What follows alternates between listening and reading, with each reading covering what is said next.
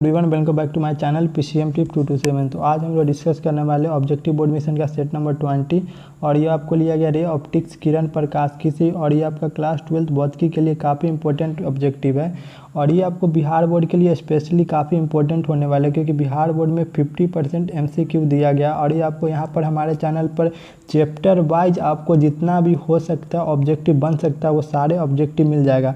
तो चलिए यहाँ पे क्वेश्चन नंबर फर्स्ट देख लेते हैं। When light other in glasses then wavelength. Question number first देख लेते हैं। Then light other in glasses then its wavelength, मतलब कि जब प्रकाश कांच में प्रवेश करती है तो इसका वेवलेंथ यानी तरंग दैर्घ्य होता है। तो इसका सही आंसर हो जाएगा ऑप्शन नंबर डी यानी आंकड़ा अपूर्ण है। और ये क्वेश्चन बार बार पूछा जाता है बोर्ड एग्जाम में और बार बार पूछा गया है। तो इसका ऑप्शन नंबर डी बिल्कुल सही है। देखिए डी कैसे सही है, कोई बोलता है ए, कोई गेस्ट पेपर हो गया या मॉडल पेपर में दिया हुआ है ए। तो देखिए ए है ना कि ये गलत आंसर है क्योंकि देखिए ए यहाँ पे क्या है, देखिए यहाँ पर प्रकाश का वेवलेंथ कब घटता है, जब वो रेयर से क्या में आता है, डेंसर माध्यम में आएगा। यहाँ पे मान लीजिए कि ये डेंसर माध्यम और ये ऊपर रेयर माध्यम है। तो जब प्रकाश रेयर से क्या होता है, डेंसर माध्यम में आता है, तब उसका क्या होता है, वेवलेंथ घट जाता है। लेकिन ऊपर हमको बताया कहाँ है, क्वेश्चन में बताया कहाँ है कि ऊपर आपका रेयर माध्यम है, ऊपर हो सकता है उससे भी बड़ा डेंसर माध्यम हो। तो यहाँ पर जो भी ए बता रहा है वो मान के चला है कि ऊपर क्या है, आपका रेयर माध्यम है। बट ये गलत है। क्यों गलत है, देखिए क्योंकि ये जेई में जो आईआईटी का एग्जाम होता है उसमें इसी प्रकार का क्वेश्चन पूछा गया था। तो उसमें मेंशन किया था क्या कि ऊपर क्या है, ऊपर हवा है। हवा से कहाँ से प्रकाश कहाँ से आ रहा है, हवा से कांच में जा रहा है। तो अब इसका जो है क्या, जो वेवलेंथ है वो घट जाएगा। लेकिन यहाँ पर कुछ मेंशन नहीं किया गया है। यहाँ पर बताया कि जब प्रकाश कांच में प्रवेश करती है, सीधे कांच में प्रवेश कर गई है, लेकिन बताया नहीं कि ऊपर कौन सा माध्यम से प्रकाश आ रहा है और कांच में घुसा है। तो ये देखिए ऊपर हम लोग ऐसे भी मान सकते हैं कि ऊपर इससे भी बड़ा डेंसर माध्यम है। तो जब डेंसर से रेयर में आएगा नीचे तो ये क्या हो जाएगा, इसका तरंग दैर्घ्य बढ़ जाएगा। तो ऐसे तो ऑप्शन बी सही हो जाएगा। तो देखिए इसीलिए न ये सही है और न ये सही है। इसका ऑप्शन नंबर डी बिल्कुल सही है। देखिए कैसे इसका हम प्रूफ देते हैं। प्रूफ देखिए यहाँ पर देखिए ये आईआईटी का क्वेश्चन है 1980 का, जो अब हो गया जेई एडवांस। तो यहाँ पर बोला जाए when A ray of light other in glasses solve from air, मतलब कि यहाँ पर मेंशन कर दिया गया है कि एयर से कहाँ जाता है, ये ग्लास में जाता है यानी कि कांच में जाता है प्रकाश। कहाँ से, एयर से। रेयर से डेंसर माध्यम में जाता है यानी एयर हो गया आपका रेयर और ग्लास हो जाएगा डेंसर। तो इसमें हो गया क्या, it is wavelength are decrease, यानी इसका तब हो गया इसका वेवलेंथ घटता है। बट ऊपर क्या बोल रहा था, ऊपर बोल रहा है कि जब प्रकाश कांच में जाती है तो उसका वेवलेंथ क्या होगा। तो कांच में कौन सा माध्यम से जाता है ये तो बताओ भाई, कौन सा माध्यम है। यहाँ पे कांच तो हम बता लिए कि यहाँ पर एक कांच है, बट यहाँ से प्रकाश आया तो ऊपर जो आएगा, जहाँ से प्रकाश आएगा तो उस पर कोई माध्यम तो होना चाहिए भाई। ऊपर कौन माध्यम, हवा हो, पानी हो, कहीं से तो प्रकाश आया होगा कि डायरेक्ट आप लाइटें इसमें घुसा दीजिएगा, ऐसा तो नहीं है। तो ये इसीलिए इसका क्या हो जाएगा, जो इसका आंसर हो जाएगा ऑप्शन नंबर ए सही है। लेकिन ऊपर जो हम बताए हैं क्वेश्चन जो बिहार बोर्ड पूछता है तो उसका आंसर हो जाएगा डी। तो चलिए यहाँ पर ऑप्शन नंबर बी पढ़ लेते हैं। यहाँ पर बोला जाता है क्या, ऑप्टिकल फाइबर इज, यानी ऑप्टिकल फाइबर है। तो ऑप्टिकल फाइबर क्या होता है, तो हम लोग पढ़ते थे ऑप्टिकल फाइबर, आप अच्छे से पढ़े थे कि ऑप्टिकल फाइबर लाइट को एक जगह से दूसरे जगह ले जाने में यूज होता था। जैसे कि यहाँ होता टोटल रिफ्लेक्शन होता था, इसमें परावर्तन भी होता था। तो ये इधर निकलता था लाइट, तो इसी को बोलते हैं ऑप्टिकल फाइबर। तो इसमें होता है क्या, ट्रांसमिशन लाइन भी होता है, एक ट्रांसमिशन लाइन भी बनता है इसमें, और ये वेव गाइड भी होता है, यानी एक वेव गाइड की तरह भी काम करता है। तो ये इसका ऑप्शन नंबर बी बिल्कुल सही होगा, ए और बी दोनों। इसका ऑप्शन नंबर सी बिल्कुल सही है, ए और बी दोनों। तो क्वेश्चन नंबर 3 देखते हैं। Radius of curvature of double convex lens is 10 centimetre and 15 centimetre, यानी 50 सेंटीमीटर आपका जो उत्तल दर्पण है उसका जो रेडियस दिया गया है, यानी द्वि उत्तल लेंस हम लोग बोलते हैं हिंदी में। तो if reflective index of material, यानी कि उस जो है वो जिस लेंस से वो बना है। क्वेश्चन नंबर 3 देखते क्या बोल रहा है। Radius of curvature of double convex lens is 10 centimetre and 50 centimetre, एक कॉन्वेक्स लेंस है यानी दुई उत्तल लेंस है, उसका पहला का जो रेडियस है 10 सेंटीमीटर और सेकेंड का जो रेडियस है वो 15 सेंटीमीटर है। If reflective index of material of lens is 1.5, यानी कि जो लेंस के जिस मटेरियल से बना हुआ है उसका अपवर्तनांक 1.5 है, then it's friend focal length is, तो उसका फोकल लेंथ बताइए। यानी कि एक द्वि उत्तल लेंस की वक्रता त्रिज्या 10 सेंटीमीटर है और 15 सेंटीमीटर है। तो बदला है कि यदि उस पदार्थ का अपवर्तनांक कितना है यानी 1.5 है तो उसकी फोकस दूरी बताइए। देखिए इसमें कौन सा फार्मूला यूज होगा, तो इसके जो फार्मूला यूज होने वाला वो क्या है, लेंस मेकर फार्मूला। इसलिए होता है 1/f equal to mu minus 1 into 1/r1 minus 1/r2, ये होता है फार्मूला यूज इसमें।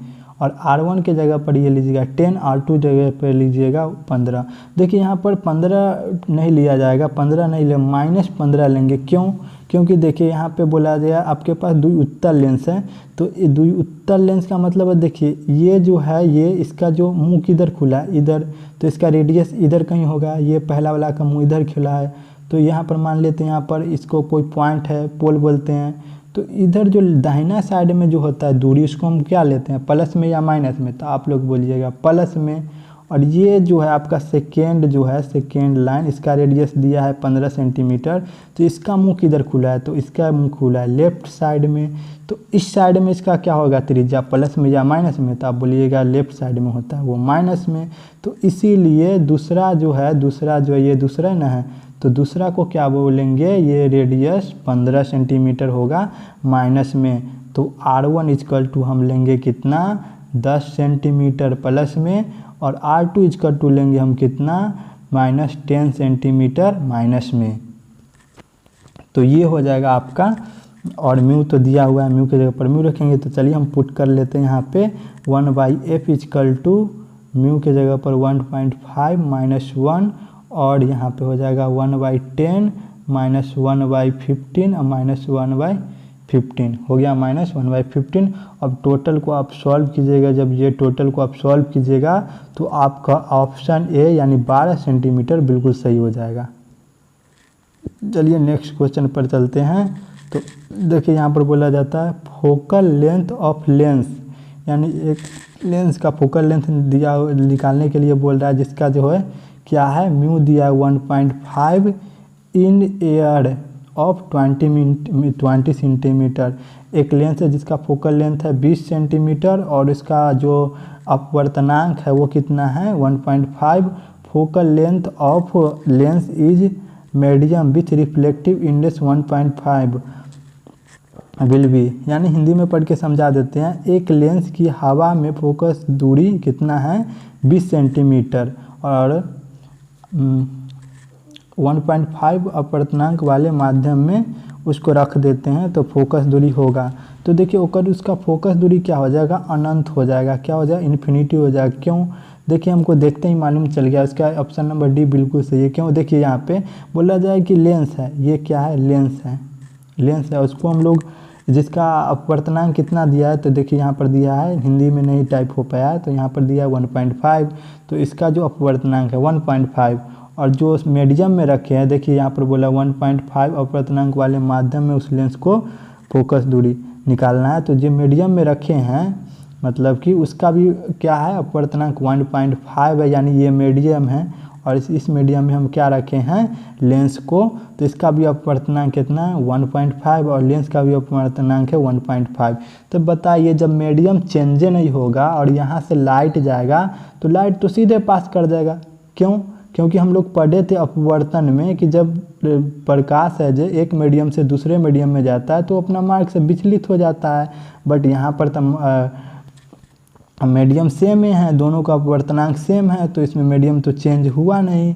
मीडियम चेंज नहीं होने के कारण ये क्या होगा, ये लाइन है लाइट ऑफ जो फोकस दूरी है इसका सीधे चला जाएगा। ये कहाँ पे जाके कटेगा, तो अनंत पे। तो इसको आप जो लेंस मेकर फार्मूला है उसमें भी रख के पुट कर सकते हैं, मतलब समझ सकते हैं, लेकिन इसका समझने वाला क्वेश्चन है, सॉल्व करने वाला नहीं। तो इसका ऑप्शन नंबर डी बिल्कुल सही है। चलिए क्वेश्चन नंबर 5 देखते हैं। Light goes from one medium to another medium यानी अदर, देन बिहाइंड मतलब कि मुड़ जाता है, then bending of the ray calling.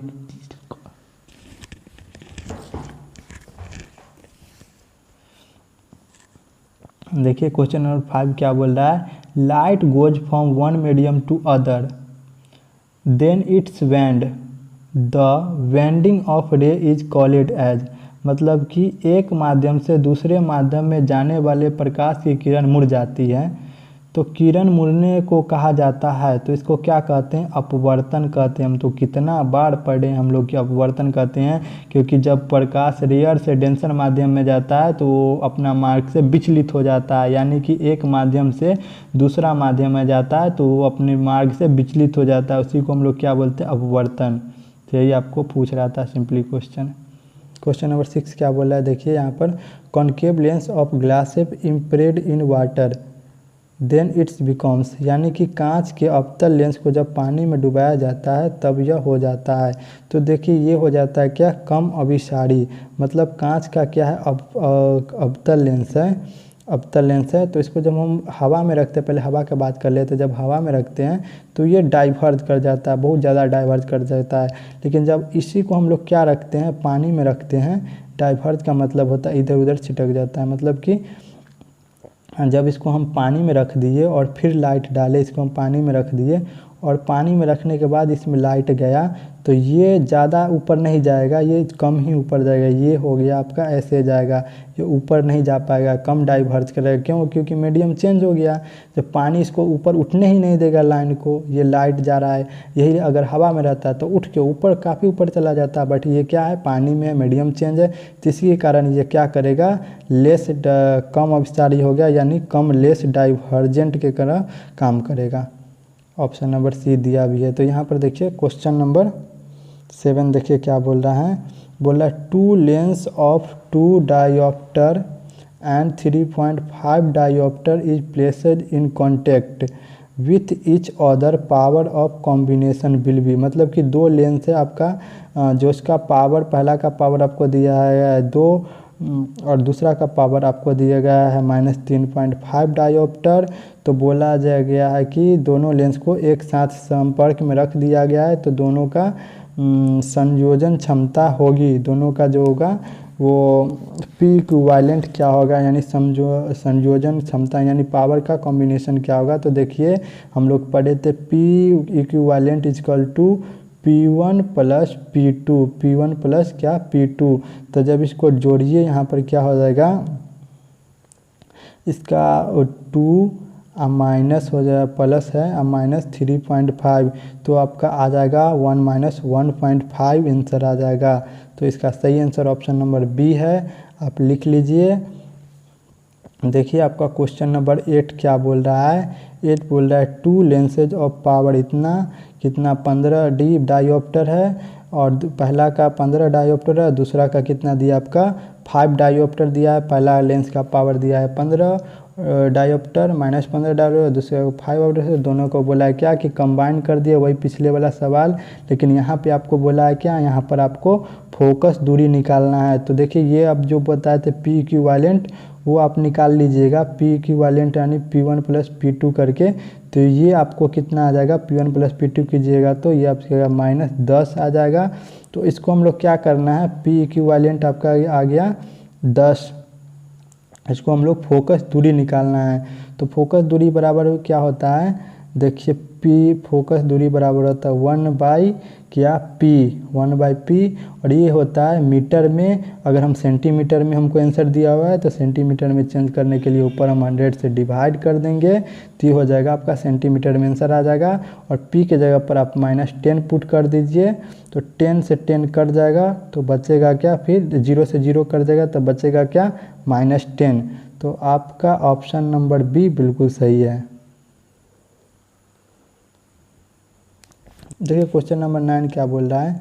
एक कॉन्केव लेंस जिसका एक उत्तल लेंस है जिसका रिफ्लेक्टिव इंडेक्स दिया है आपका 1.5 इज इम्प्रेड इन वाटर, उसको कहाँ रखा गया, पानी में, जिसका अपवर्तनांक कितना है, इतना, then water then power is.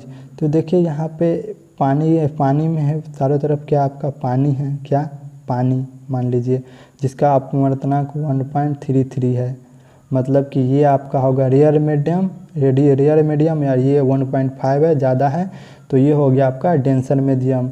तो लाइट जब आएगा रेयर से डेंसर माध्यम में तो क्या होता है बताइए आप ही लोग। तो जब लाइट रेयर से डेंसर मीडियम में जाता है तो उसका फोकस दूरी बढ़ जाता है। क्यों? क्योंकि जहाँ ये कटने वाला था यहाँ, बट यहाँ पे नहीं कटेगा। जब रेयर से डेंसर में आएगा तो कहीं दूर जाके कटेगा, तो क्या होगा, इसका फोकस दूरी बढ़ जाता है।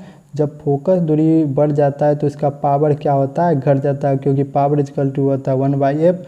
जब फोकस दूरी बढ़ेगा तो पावर क्या होगा, घट जाएगा। तो इसका ऑप्शन नंबर डी बिल्कुल सही है।